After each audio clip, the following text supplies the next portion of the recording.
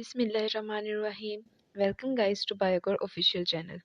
Today is lecture 11 that is about mechanism of cellular respiration from the 6th chapter of biology bioenergetic.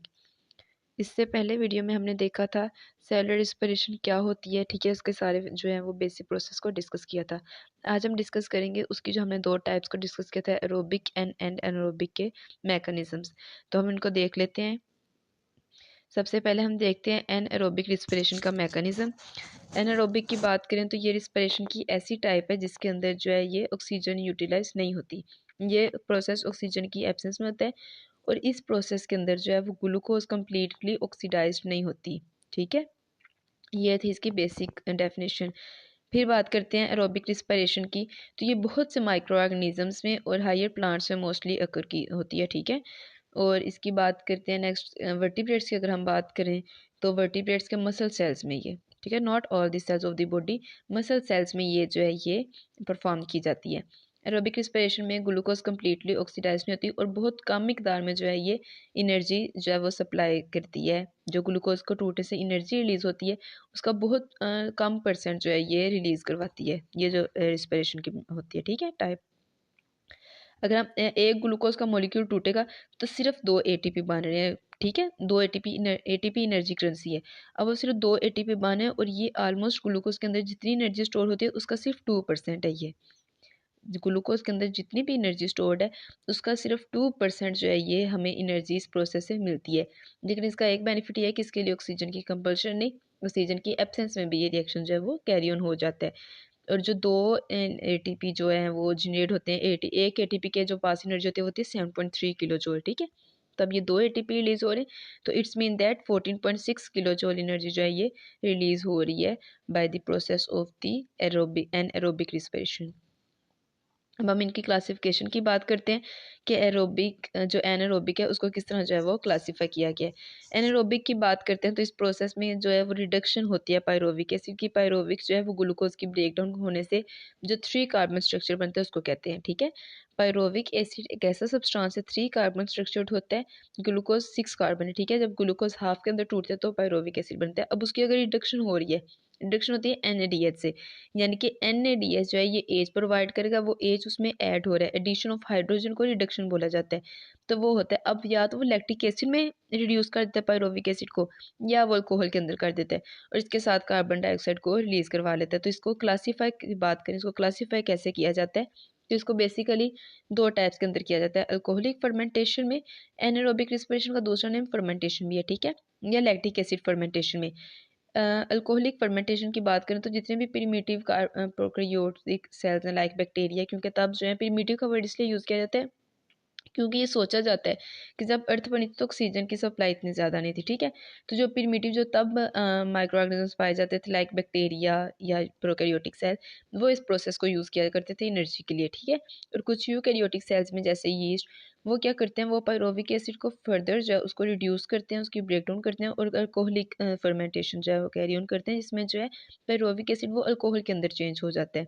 अगर alcohol के formula की बात करें that is C2H5OH। ठीक है, OH जो है फंक्शनल ग्रुप है अल्कोहल का, तो जो शो करते हैं कि ये अल्कोहलिक कंपाउंड है और कार्बन डाइऑक्साइड रिलीज हो जाएगी। क्योंकि अब यहाँ पे देखें, ये 3 कार्बन स्ट्रक्चर था ना पायरोविक एसिड, तो ये 3 कार्बन से 2 कार्बन चेंज हो रहा है, तो वो जो एक कार्बन बनेगी वो यहाँ पे रिलीज कर दी जाएगी।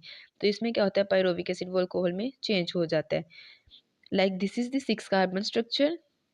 ठीक है, ये एक 6 कार्बन स्ट्रक्चर है ग्लूकोज। तो अब यहाँ पे ग्लाइकोलाइसिस हुई, ग्लाइकोलाइसिस होने से जो है ग्लाइकोलाइसिस में ग्लूकोज की ब्रेकडाउन हुई उसकी 2 पायरोविक एसिड में। ठीक है, यहाँ पे फिर क्या होता है, 2 पायरोविक एसिड में वो टूटा है, अब ये 3 कार्बन स्ट्रक्चर में चेंज हो गया। यहाँ से अल्कोहलिक फर्मेंटेशन होती है, फर्मेंटेशन होने के बाद वो 2 कार्बन में चेंज हो जाएगा। ठीक है, तो वो जो एक कार्बन यहाँ पे एक्स्ट्रा होती है वो यहाँ से रिलीज कर दी जाती है और अब यहाँ पे रिडक्शन, दिस प्रोसेस का रिडक्शन, ठीक है, तो वो NADH को यूज़ करते हुए रिडक्शन होती है, यानी कि यहाँ से हाइड्रोजन ले लिया जाता है और NADH को NAD पॉजिटिव के अंदर जो है वो चेंज कर दिया जाता है। तो ये थी हमारे पास अल्कोहलिक फर्मेंटेशन। ठीक है, अब हम मूव करते हैं लैक्टिक एसिड फर्मेंटेशन की तरफ। लैक्टिक एसिड फर्मेंटेशन की बात करें तो इसमें जो पायरोविक एसिड है वो लैक्टिक एसिड में कन्वर्ट कर दिया जाता है। लैक्टिक एसिड के बात करते हैं फॉर्मूला की, तो दैट इज C3 H6O3, ठीक है। तो उसके अंदर इसको चेंज कर दिया जाता है। और एज यूजल कि ये रिडक्शन प्रोसेस है, तो जो है हाइड्रोजन वो इसमें मस्ट होंगे, पेरोविक एसिड और हाइड्रोजन के मॉलिक्यूल्स जो हैं वो लिए जाते हैं और बाद में वो रिड्यूस करके लैक्टिक एसिड जो है वो बना देते हैं। अब इसमें कार्बन डाइऑक्साइड रिलीज नहीं हो रही क्योंकि ये भी C3 था और C3 में नेक्स्ट जो है ये चेंज किए गए, ट्रांसफ़र किए गए। तो this is called the lactic acid fermentation. इस प्रोसेस की बात करें एनारोबिक रिस्पिरेशन की, तो ये मसल सेल्स के अंदर जो है ये अकर होता है ह्यूमंस के, ठीक है। मसल सेल्स में कैसे कि जब इंसान बहुत ज़्यादा जो है वो एक्टिविटीज़, फिजिकल एक्टिविटीज़ में इंगेज होता है, जब उसके मसल्स बहुत ज़्यादा वर्किंग कर रहे होते हैं, तो बॉडी सर्कुलेशन, ब्लड सारे ऑक्सीजन सप्लाई करने होते हैं, तो ब्लड सर्कुलेशन इतनी स्पीड अप नहीं होती, ठीक है। उसका रेट जो है वो कॉन्स्टेंट रहता है। तो मसल्स को ज़्यादा ऑक्सीजन की जो है वो एनर्जी की ज़रूरत होती है उस टाइम। अब वहाँ तक तो ऑक्सीजन जा नहीं रही है अभी, क्योंकि ब्लड तो बहुत नॉर्मल वे में जो है ना वो सर्कुलेट कर रहा है।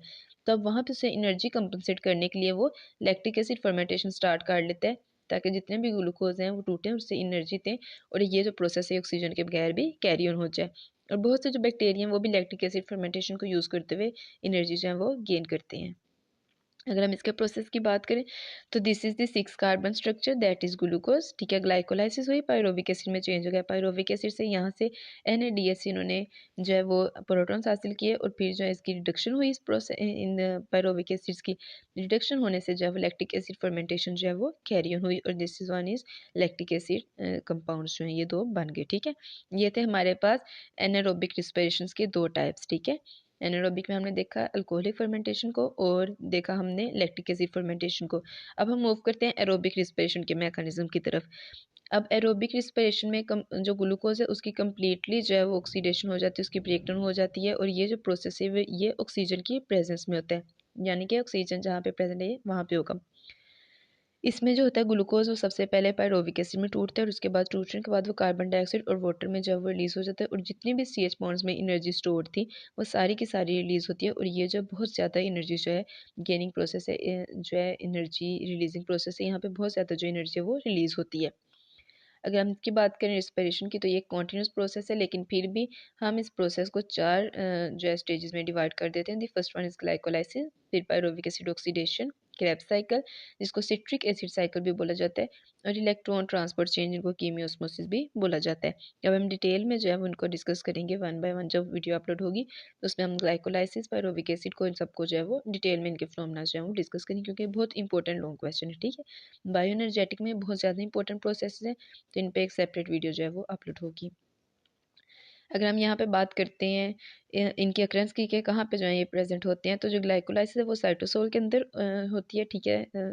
बेसिकली सेल के जो साइटोसोल है साइटोप्लाज्म के अंदर, वहाँ पे ये इसकी अक्रेंस होती है और इस प्रोसेस में ऑक्सीजन इतनी ज़्यादा कंपल्सरी नहीं होती, इसलिए जो ग्लाइकोलाइसिस है वो एनारोबिक और एरोबिक का सेम ही होता है, क्योंकि उसमें कौन सा ऑक्सीजन की कंपल्शन होती है।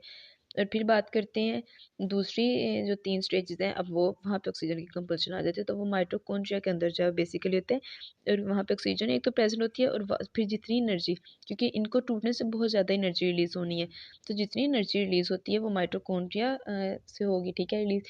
इसलिए जो माइटोकॉन्ड्रिया है इसको powerhouse of the cell बोला जाता है, क्योंकि जितने भी एनर्जी रिलीजिंग प्रोसेस है वो वहाँ पे हो रहे होते हैं।